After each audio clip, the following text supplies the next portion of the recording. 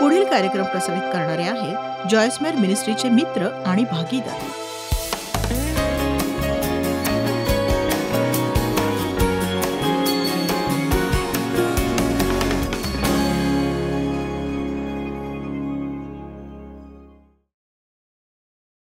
मला तुम्हाला 2 भावंडांची गोष्ट सांगायची आहे.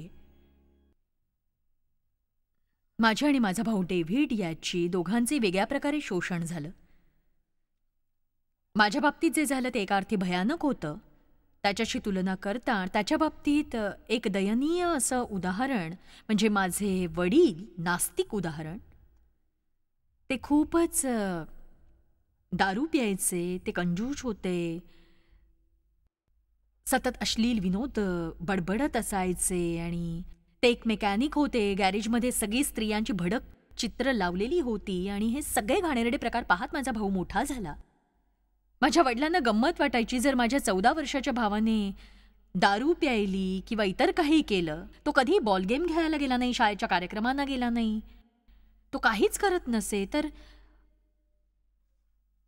असं आमचं शोषण झालं आणि नक्कीच माझ्या शोषणाचा प्रकार हा खूप उद्ध्वस्त करणारा होता. अशा प्रकारे गेल्या डिसेंबरला माझा भाऊ सापडला लॉस एंजेलिसमधल्या ॲबनेडन इमारतीत मृत झालेला वयाच्या 57व्या वर्षी. त्याला जाऊन 30 दिवस झाल्यावर तो सापडला. ते शरीर इतकं सडलं होतं की त्यांना माझ्याशी संपर्क साधायला एकच गोष्ट मिळाली, ती म्हणजे काही वर्षापूर्वी त्याने मिनिस्ट्रीसाठी काही काळ काम केलं होतं. त्याचं ओळखपत्र त्यांना तिथे सापडलं आणि त्याची ओळख पटवण्यासाठी आम्हाला त्याच्या दातांची कागदपत्र पाठवावी लागली आणि माझ्यासाठी ही दुःखाची गोष्ट होती. जेव्हा त्यावर मी विचार करते, त्याच्या समोर असलेल्या संधीच्या संदर्भात तो माझ्यापेक्षा 10 वर्षांनी लहान होता आणि 57व्या वर्षी त्याचा मृतदेह सडलेल्या अवस्थेत एकटाच शवागारात सापडतो.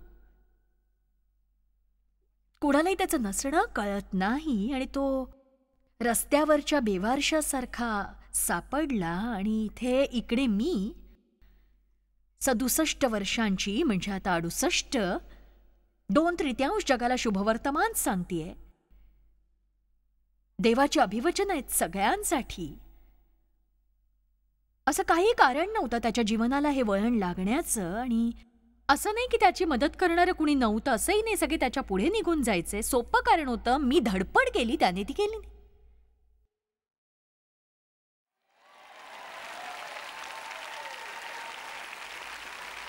जर तुम्हाला चमत्काराची गरज आहे, धडपड केलीच पाहिजे.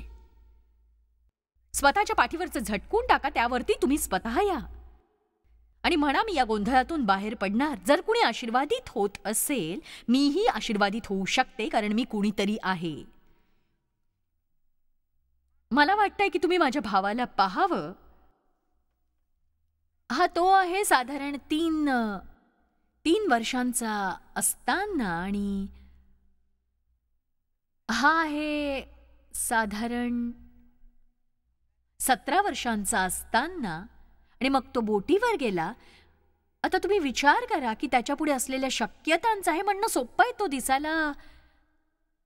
दिसायला छान होता आणि त्याचं व्यक्तिमत्वही निश्चितच तगडं असं व्यक्तिमत्व होतं. सगळे त्याच्यावर प्रेम करायचे आणि जरी काही वेळ त्याच्या गळ्यात हात टाकायला मिळाले तरी त्याच्यावर प्रेम केल्याशिवाय कुणाला राहवत नसे. तुमच्यापैकी काहींना तो आठवत असेल, जेव्हा आमच्यासोबत तो मिनिस्ट्रीमध्ये काम करायचा.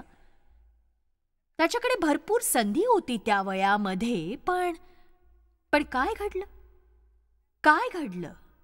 तो वयाच्या 17व्या वर्षी नाविक दलात गेला. तिथे त्याच्या अधिकाऱ्याने त्याला ड्रग्सची ओळख करून दिली. ते व्हिएतनामच्या जंगलात होते आणि ती अगदी अप्रिय आणि राहायला कठीण अशी जागा होती. म्हणून तिथे त्याने ड्रग्स घ्यायला सुरुवात केली आणि आधीच त्याला खूप वाईट सवयी होत्या. जाण्याआधीपासूनच त्याच्या अशा प्रकारच्या वाढण्यामुळे माझ्या आईचा नर्व्हस ब्रेकडाऊन झाला होता तो 14 वर्षाचा असताना, त्यामुळे ती त्याची नीट काळजी घेऊ शकली नाही आणि दीर्घकाळासाठी ती दवाखान्यात होती. मग माझा भाऊ वयाच्या 14व्या वर्षी स्वतःची खूप चांगली काळजी घेत होता, कारण माझे वडील रात्रपाळी करण्यासाठी कामावर जायचे, आई दवाखान्यात होती, तो रस्त्यावर भटकत राहायचा, मनाला वाटेल तसं वागायचा. आणि तो बोटीवर गेला कारण त्याला घरी चालू असलेल्या सगळ्या प्रकारापासून दूर राहायचं होतं. आणि जेव्हा तो बाहेर पडला तेव्हा तो चिडला होता सगळ्या प्रकारचा अन्याय पाहून. आणि देवालाच माहिती त्या जागी काय चालत होतं आणि इतक्या मोठ्या काळापर्यंत जगण्यासाठी माणसाला काय आणि किती कसरती कराव्या लागतात. परत तो घरी आला सेंट लुईसला. त्याला कार उत्पादनाच्या कारखान्यात नोकरी मिळाली, त्याचं लग्न झालं, त्याला मुलगा झाला. आणि जबाबदारी जसजशी वाढली तो ड्रग्ज आणि दारूमध्ये रमायला लागला आणि सतत दोष देणं, दोष दोष दोष देऊ लागला इतर लोकांना त्याच्या समस्यांसाठी. मी विनंती करते, तुमच्या जीवनात योग्य घडत नसल्यास इतरांना दोष देऊ नका तुम्ही.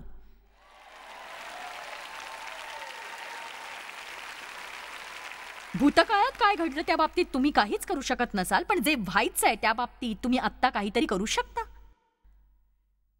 ऐकताय ना तुम्ही?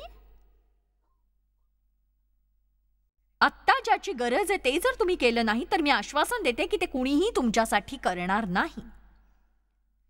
लोक तुम्हाला मदत करण्याचा प्रयत्न करतील, पण तुमची भूमिका तुम्हालाच निभवावी लागेल. देव मदतीचा हात पुढे करेल तुमच्यासाठी, पण देवही तुमची भूमिका पार पाडू शकत नाही. तो तुम्हाला तुमचं काम करण्याची पात्रता देईल, पण तो ते तुमच्यासाठी करणार नाही. आमीन. आपण जेव्हा आपल्या अपेक्षांबाबतीत निराश होतो, एक खूप विचित्र गोष्ट आपल्या बाबतीत घडते. देव आपल्याला निवडीची मोकळीक देतो. सतत चुकीच्या ऐवजी योग्य गोष्टींची आपण निवड करायला हवी. जितकं जास्त तुम्ही असं कराल तितकं ते सोपं होईल, आणि जितकं तुम्ही ते कमी कराल ते तुम्हाला कठीण जाईल. सोपं आहे आयुष्याचा गोंधळ बनवणं आणि मग इतरांना दोष दोष दोष दोष दोष द्यायचा आणि तळ्याच्या काठावर पडून राहायचं चमत्कार घडण्याच्या आशेने. फक्त नंतर येणाऱ्या चांगल्या संदेशवाहकाची वाट पाहायची, चमत्कारांच्या सभेला आपण जाऊ शकू म्हणून. मला असं नाही म्हणायचं देव आपल्याला मदत करत नाही. तो तर चमत्कार करणारा देव आहेच. तो महान कृत्य करतो, प्रार्थना कार्य करते. आपल्या मदतीसाठी देव लोकांना अभिषेक करतो, पण किती लोकांना माहितीये, म्हणजे मी सांगते, आपलं काम आपणच केलं पाहिजे. जर आपण ते केलं नाही, आता हेच तत्व पकडून असं म्हणू नका की जर देव कुणासाठीही करतो तर तो माझ्यासाठीही करील. जर जॉयस चमत्कारासाठी धडपड करते तर मीही धडपड करीन. जर गाढव धडपड करण्याने खड्ड्यातून बाहेर पडता, मीही धडपड करीन. मी तो कुणीतरी आहे.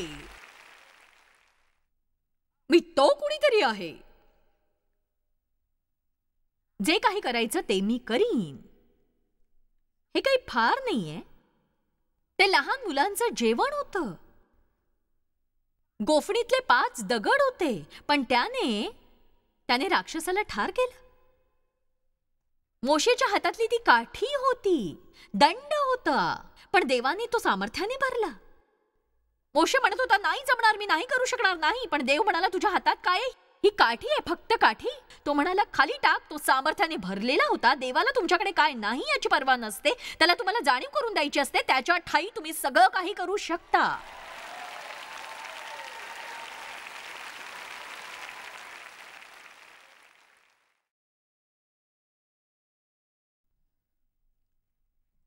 नाही, हे सोपं नाहीये, पण ते किमती आहे. जर तुम्ही धडपड केली तर तुम्ही प्रगती करू शकता. ज्या प्रत्येक वेळी तुम्ही क्षमा करता तुमच्याशी गैरवर्तन करणाऱ्याला, तुम्ही थोडीशी प्रगती करता. ज्या प्रत्येक वेळी तुम्ही प्रथम सॉरी म्हणता आणि शांतता प्रयत्न करू पाहता, तुम्ही प्रगती करता. ज्यावेळी तुम्ही मोडावासा वाटत असतानाही शब्द पाळता, तेव्हा तुम्ही प्रगती करता. आपल्याला सवलत मिळत नाही काम न करण्याची, कारण ते कठीण असतं म्हणून. तर शेवटी माझ्या भावाचा घटस्फोट झाला. त्याने शहर सोडलं. त्यांनी मुलाची फी सुद्धा भरली नाही. तो काम करायचा तेव्हा केवळ नगद मिळवण्यासाठी करायचा. उधारी थकलेली होती. मुलाला योग्य आधार नव्हता. आणि मग सावकारांनी पाळत ठेवून पैसे काढून घेतले. हे एक उदाहरण आहे की का आपला देश इतक्या भयानक गोंधळात आहे आणि लोक त्यांची जबाबदारी उचलत नाहीत. लोकांना भूकबळीपासून सरकारला वाचवायचं आहे आणि मग टॅक्सही वाढतो आणि हे हे चक्र न थांबणारं आहे. आणि आणि हे होतं केवळ स्वतःची जबाबदारी न पार पाडल्याने. असे लोक आहेत ज्यांना खरंच मदतीची गरज आहे. मला असं नाही म्हणायचं की या शहरातल्या लोकांना आपण सारखी मदतच करत राहावी, आपण ती सातत्याने करावी. कारण बघा, आपण एकमेकांना मदत करावी, लोकांना मदतीची गरज आहे. पण जो अति भयानक परिस्थितीत अशा या जगातल्या व्यक्तीला धडपड करायला शिकवली पाहिजे. जर तुम्हाला चमत्कार हवाय तर तुम्ही काय कराल?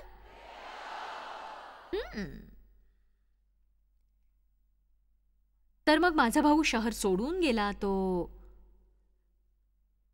जवळपास 15 वर्ष मला वाटतं एखाद दुसऱ्या बाईसोबत राहिला आणि कुणाशी लग्न केलं नाही.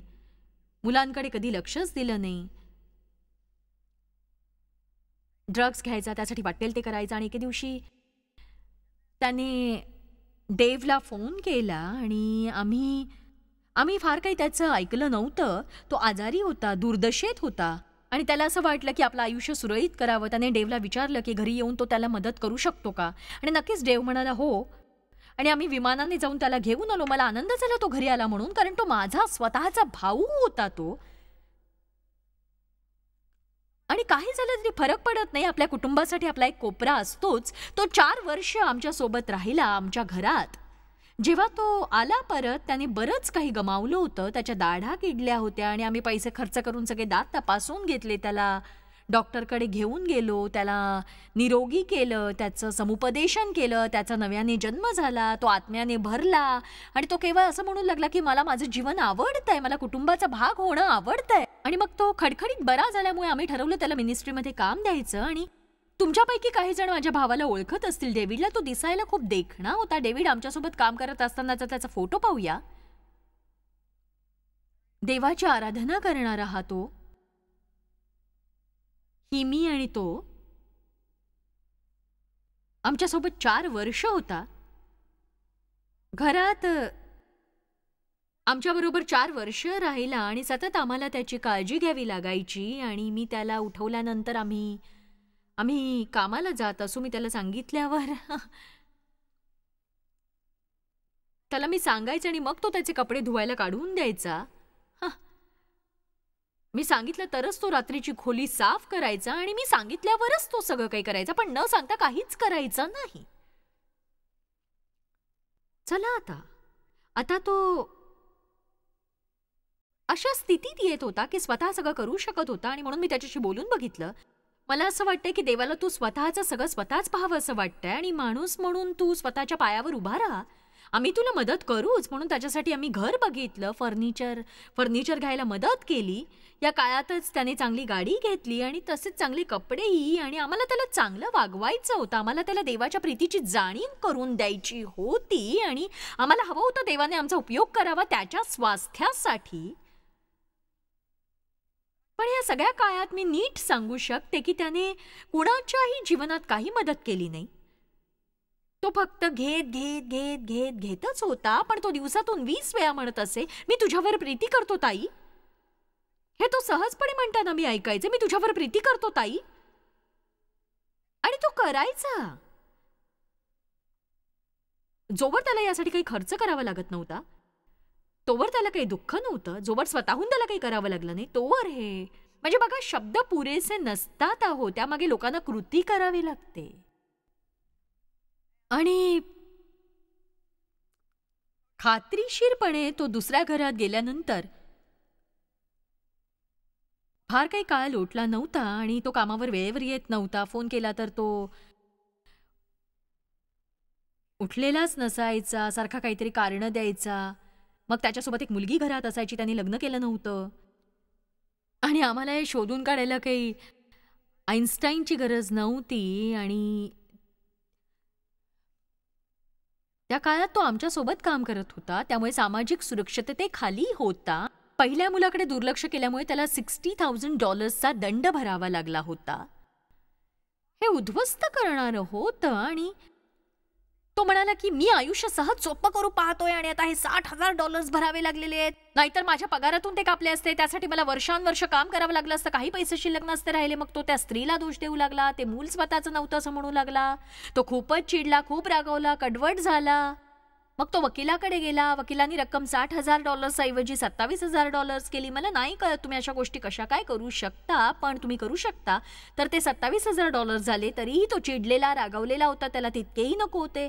त्याला हे समजत नव्हतं, पण मी आणि डेव त्याच्याशी बोलत होतो आणि त्याच्यासाठी आम्ही प्रार्थना केली होती आणि ठरवलं होतं जर 6 महिने त्याने चांगला स्वभाव दाखवला तर ते भरून टाकायचे. ते पैसे भरून टाकायचे आपण.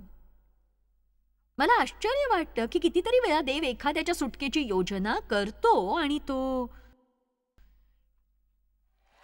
लक्ष ठेवून असतो की ते थोडीशी तरी धडपड करतायत की नाही. त्याने काय म्हणायला हवं होतं तुम्हाला कळतंय का? मी हे तुमचं परत देणं लागतो. इतकी सगळी वर्ष मी मुलाची काळजी घेतलेली नाही आणि माझी चूक झाली, त्यासाठी काहीही कारण नाही आणि त्याने गुपचूप जे काही करणं गरजेचं होतं ते करायला हवं होतं. एक सांगू, तुम्ही जर 30 वर्ष वेड्यासारखे पैसे उधळत राहिलात आणि खोल कर्जात बुडालात आणि जर देव तुम्हाला हाताळत असेल तर सत्य तुम्हाला ठाऊक आहे, मग पुरुष असो किंवा स्त्री कर्जातून बाहेर पडायलाच हवं. तुम्ही कदाचित मोठी खरेदी करू शकणार नाही आणि कदाचित मोठ्या मोठ्या मोठ्या कालखंडापर्यंत, आणि चेहऱ्यावर तुम्हाला हसू ठेवावं लागेल नेहमीच आणि म्हणावं लागेल इथेच मी श्रीमंतासारखा राहिलो आणि आता यातून जाणं माझ्यासाठी गरजेचं आहे, यातून मी धडा शिकतोय. मला ठाऊक आहे हे कठीण आहे, मला ठाऊक आहे हे कठीण आहे. आणि नंतर आम्ही त्याला मिनिस्ट्रीमधून जायला सांगितलं कारण त्याचं वागणं अयोग्य प्रकारचं होतं.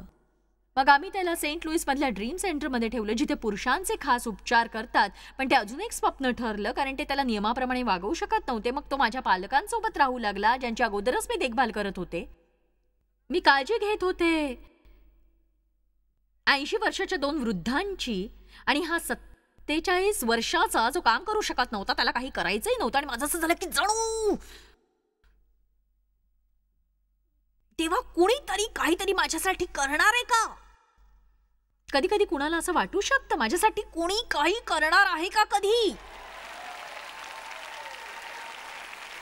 आणि मग काही काळानंतर तो शहरातून निघून गेला, परत अॅरिझोनाला गेला. 10 वर्षापर्यंत त्याच्याकडून काहीच बातमी नव्हती आणि मध्यंतरीच्या काळात त्याच्यासोबत राहणाऱ्या मुलीने बऱ्याचदा फोन केला, बरंच काही ऐकवलं कारण मी माझ्या भावाकडे लक्ष देत नव्हते म्हणून. आणि मी एक अशी होते, एक नावाजलेली टीव्हीवर संदेश देणारी, सगळ्या जगातल्या लोकांना मदत करणारी. आणि तू माझ्या आणि डेव्हिडच्या नावाने बँकेत खातं उघडायला हवंस आणि त्या खात्यात तू वारंवार पैसे भरायला हवे होतेस आणि इकडे आमच्यासाठी म्हणजे प्रत्येक महिन्याला मी त्याची काळजी घेता येईल कारण तो स्वतःची काळजी घेऊ शकत नाही म्हणून. मी म्हटलं नाही, हे म्हणणं सोपं नव्हतं. मी म्हटलं जर 4 वर्ष मी एखाद्याला मदत करू पाहते आणि त्याला ती मदत पुरी पडत नाहीये तर याचा अर्थ त्याला मदतीची गरजच नाहीये. बघा, तुम्ही जेव्हा दुसऱ्याला मदत करता तेव्हा स्वतःवर उपकार करत नसता. तुम्ही त्यांचा सहारा बनू पाहत असता आणि आयुष्यभरातली सगळी ऊर्जा तुम्ही वापरत असता आणि नंतर जाऊन त्याने दुसऱ्यांना मदत करावी असं तुम्हाला हवं असतं. आणि म्हणूनच शक्य असेल तर प्रत्येकाची मदत करावी. कुणाला मदत करण्यात काहीही वाईट नाही. तेव्हा येशू सगळीकडे फिरला नव्हता कृपया मदत करू का असं म्हणत, प्लीज मी तुम्हाला मदत करतो, प्लीज मला तुमची मदत करू द्याल का. मी बायबलमध्ये पाहिले येशूने त्यांना मदत केली जे त्याच्याकडे आले. चला आता, जे त्याच्याकडे आले त्यांना त्याने मदत केली, तशी इच्छा असली पाहिजे आपल्याकडून सुद्धा. हो, तुम्ही देवाला ओरडा, देवा माझ्या प्रत्येक समस्येमध्ये मला मदत कर, माझ्या जीवनात चमत्कार घडव. पण मी एक सांगू का तुम्हाला काय घडणार आहे ते? देव तुम्हाला दाखवील काय करायचं ते.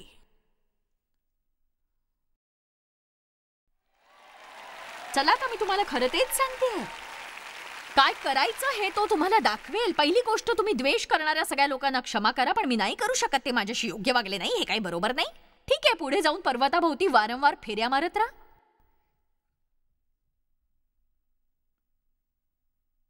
तर माझ्या भावाने मला परत फोन केला, त्याच्या मैत्रिणीनेही फोन केला. ती म्हणाली तुझा भाऊ शरीराने आणि मनाने आजारी आहे, त्याला वाटतं की किडे त्याच्या अंगावरून फिरतायत, तो भ्रमिष्ट झालाय. त्याला वाटतं की लोक त्याला न्यायला आलेत, त्याला खरंच उपचाराच्या कार्यक्रमाची गरज आहे. तर तुम्ही मदत कराल का? मी म्हटलं हो, त्याला मदत मिळेल, मी त्याला मदत करीन, पण मी फक्त पैसे पाठवणार नाही. तर आमच्यातल्या एका पालकांना आम्ही ॲरिझोनाला त्याच्याकडे पाठवलं आणि मला दाखवायचंय तो कसा दिसत होता. ते देवाची आराधना करतानाचा फोटो तुम्ही पाहिला या सभेमध्ये. 10 वर्षांनंतर तो हा असा दिसत होता सैतानाने ताबा घेतल्यावर. जेव्हा माझा भाऊ मरण पावला, त्यांनी मला त्याचं वैयक्तिक सामान पाठवलं. कसं तरी आम्ही ते घेऊन आलो आणि त्याला लॉस एंजलिसच्या ड्रीम सेंटरमध्ये घेऊन गेलो. त्याला परत सेंट लुईसमध्ये आणणं आम्हाला बरोबर वाटलं नाही. आम्ही त्याला लॉस एंजलिसच्या ड्रीम सेंटरमध्ये घेऊन गेलो. त्या ठिकाणी आमचे काही मित्र आहेत, त्यांच्यासोबत आमची भागीदारी आहे. ते म्हणाले ठीक आहे आम्ही त्याच्याकडे लक्ष देऊ, त्याला मदत करू. आणि त्यांनी मला आधीच योग्य प्रकारे सांगितलं होतं जर त्याला व्यवस्थित व्हायचंय तर तो इथे राहू शकतो, आम्ही त्याला नोकरी देऊ आणि खरोखर आम्ही मदत करू शकतो आणि त्याने त्याचं जीवन योग्य प्रकारे जगावं. तो इथे 30 दिवस होता. त्याने ड्रग्ज, धूम्रपान थांबवलं, दारू बंद झाली, स्वच्छ राहायला लागला. प्लंबिंगच्या कामाची त्याला माहिती होती म्हणून त्यांनी त्याला तेच प्लंबिंगचं काम करू दिलं त्या केंद्रातच. आणि नंतर 30 दिवसांनी ते त्याला खर्च करण्यासाठी काही पैसे देणार होते. त्याच्याकडे काही थोडासा मोका असा वेळ होता आणि 30 दिवसानंतर तो त्या पुरुषांच्या कार्यक्रमाच्या मुख्य व्यक्तीकडे गेला आणि म्हणाला, एक सांगू, तुम्ही महान लोक आहात, तुम्ही जे माझ्यासाठी केलंय त्याचं मी कौतुक करतो, पण जर तुम्ही मला VA सेंटरला घेऊन गेला, तिथे सोडलं तर मला बरं वाटेल. हे माझ्यासाठी नाहीये. मग तुमच्यासाठी काय आहे? कुणी जर माझ्यासाठी केलं, कुणीतरी माझी सोय केली, कुणी दुसऱ्यांनी माझं जीवन सुरू केलं का, तर मला धडपड करायची नाही. आणि आता जेव्हा त्यांनी माझ्या भावाचं वैयक्तिक सामान पाठवलंय, मला कळत नव्हतं की माझ्यावर त्याचा कसा काय परिणाम होणार आहे ते. आणि आज मी हा सगळा संदेश देते कारण तुमच्यापैकी पुष्कळ जणांना निर्णय घ्यायचा आहे. खूप लोकांपैकी अनेक लोक हा टीव्हीचा कार्यक्रम पाहत असतील. तुम्हाला तुमच्या जीवनात निर्णय घ्यायचा आहे. तुम्हाला स्वतःची कीव यायला हवी. ज्या सगळ्या वाईट गोष्टी तुमच्या जीवनात घडल्या त्या बाबतीत तुम्हाला हवं असेल तर तुम्ही त्या करू शकता. मला आठवतं मी देवाशी सुद्धा वाद घातला. तो म्हणाला स्वतःची कीव करणं थांबव. मी म्हटलं, एक सांगू, मला कुत्र्यासारखं वाढवलं गेलं ज्याला स्वतः बाबतीत अजिबात कीव वाटत नाही. तो म्हणाला, तुझ्याकडे कारण आहे पण हक्क नाही, कारण मी तुला बरं करणारा आहे हे लक्षात का घेत नाहीस तू, सांग मला.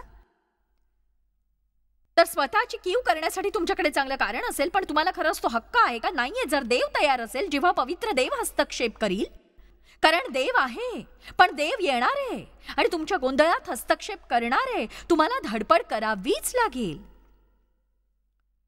माझ्या भावाचं वैयक्तिक सामान पाठवल्यावर त्याचा माझ्यावर काय परिणाम होईल मला माहित नव्हतं. पण तसं केल्यावर मला आतून संदेश प्राप्त झाला, कारण माझ्या भावाच्या आयुष्यात फक्त हे उरलं होतं. माझ्या वैयक्तिक गोष्टी आताच्या क्षणी 218,000 स्क्वेअर फीट जागेमध्ये साठवल्यात.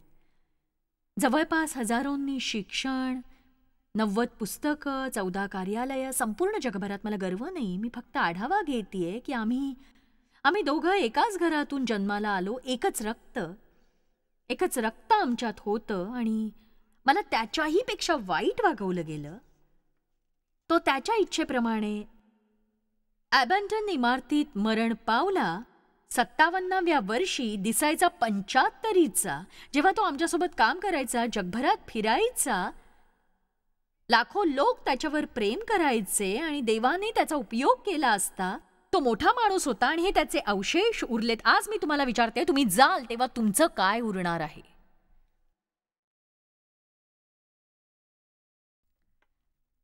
हा संदेश तुमच्यापर्यंत मोठ्याने आणि स्पष्टपणे आलाय का? तुम्ही जाल तेव्हा तुमच्या मागे काय उरेल? पुन्हा एकदा मी मोठ्याने स्पष्टपणे सांगू का? ही दुःखाची गोष्ट आहे. म्हणजे हे खेदजनक आहे की 17 वर्षांच्या मुलामध्ये असलेल्या गुणांना नौदलात जाण्याची वेळ यावी.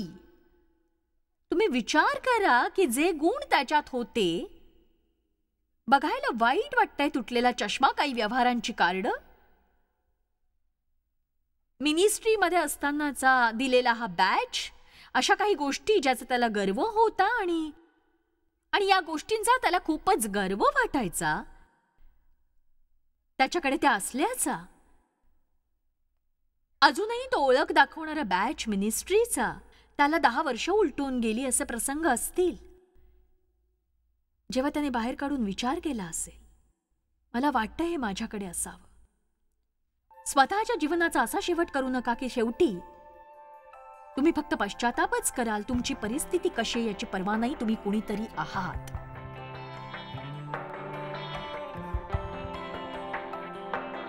लक्षात ठेवा, मला हवंय तुम्ही झटापट करावी कोणत्याही आव्हानाला तोंड देण्यासाठी जे तुमच्या पुढे येतं. एक सांगू, तुम्ही काही करू शकत नसाल किंवा तुमच्याकडे नसेल, पण देवाला तुम्ही रोखू शकत नाही. तरीही तो उत्तम गोष्टी तुमच्या जीवनात करतोच. त्याच्यासोबत तुम्ही हे जाणून घ्यायला हवं की सगळं काही शक्य आहे. मला खरंच खूप आवडते, तो म्हणतो सर्व प्रसंगी सर्व लोकांशी कसं वागावं हे मला समजतं. कसंही करून ख्रिस्तासाठी त्यांना जिंकता यावं म्हणून. आणि खरंच मला विश्वास आहे आपल्याला प्रौढ होण्याची गरज आहे. कसं स्वीकारावं, कशी तडजोड करावी, वेगवेगळ्या लोकांशी खरंच आपण कसा चांगला वेळ घालवू शकतो. आणि म्हणूनच हे शिक्षण जरूर घ्या आणि हे खरंच तुमच्यासाठी आशीर्वादित असेल आणि जीवन अधिक चांगल्या प्रकारे जगण्यासाठी याची मदत होईल. तुम्हाला दिवसभरातला उत्तम असा आराम प्राप्त हो.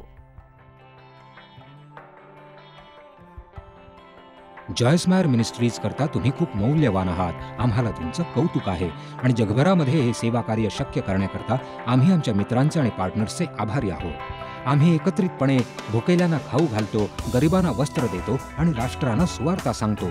तुमच्या प्रार्थनेच्या विनंती करता आमच्याविषयी आणखी माहिती मिळवा. जॉयसच्या कॉन्फरन्सच्या तारखा पहा आणि ख्रिस्ताची प्रीती जगभरामध्ये पसरवण्याकरता आमचे सहभागी व्हा. याचा सर्व खर्च जॉयस मॅर मिनिस्ट्रीचे मित्र आणि भागीदार करत आहेत.